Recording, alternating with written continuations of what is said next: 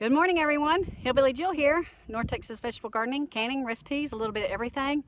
We had a very wet, stormy night last night. 7 seems to be our lucky number. We got 7.19 inches of rain.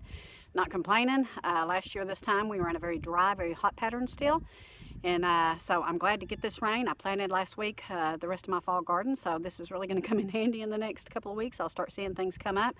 Turnips and beets are doing fantastic. I'll show you those in just a minute, but first I want you to check out this video of what it looked like when I first got up this morning.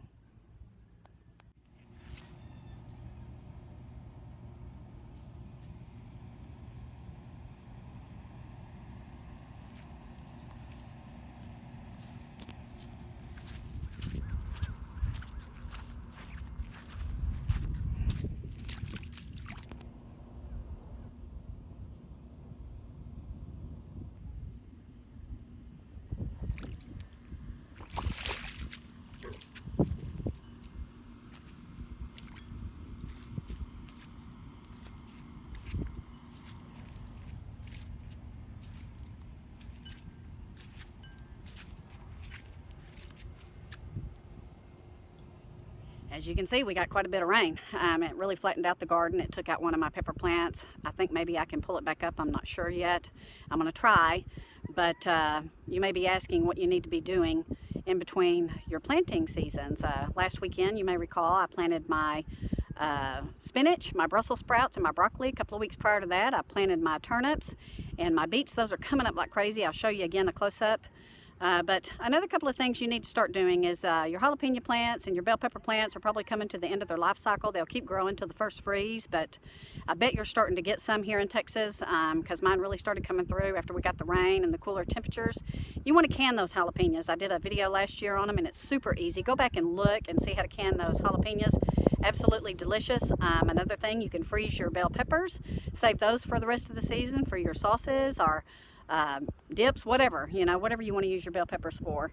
But anyway, also when your leaves start falling here in Texas in the next month or so, rake those babies up and you want to put them in your garden and you want to till them in as they start to decompose. They'll help aerate your soil and they'll help nourish it, and it'll be a good organic fertilizer for them to get ready to plant when the spring rolls around. Another thing you can do here in Texas this time of year is plant your fruit trees for next year. Be sure and get good quality ones. We have not been successful with ones from the major retailers. We've been more successful with the ones that come from like Callaway's, one of your local nurseries or something. Those have just really prospered way better than anything we got from our major large retailers here in Texas. So let's go look at my beets and my turnips that are coming up.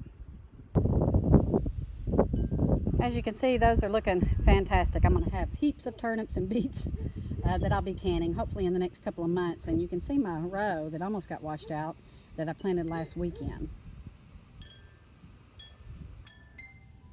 There's my pepper plant that bit it. I don't know, maybe it isn't salvageable.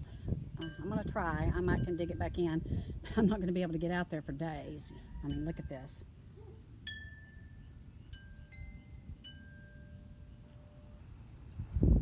And my pomegranates are about ready to come off. I'm going to probably have to pick them today or tomorrow. They are starting to split, as you can see.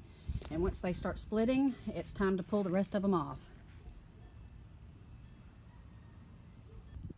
So here we are in the lull of our season. There's not a whole heck of a lot I can do right now. The garden's too wet, but now I can just sit and watch my fall stuff start to grow, and I can start making my plans for my spring garden. It'll be here before you know it.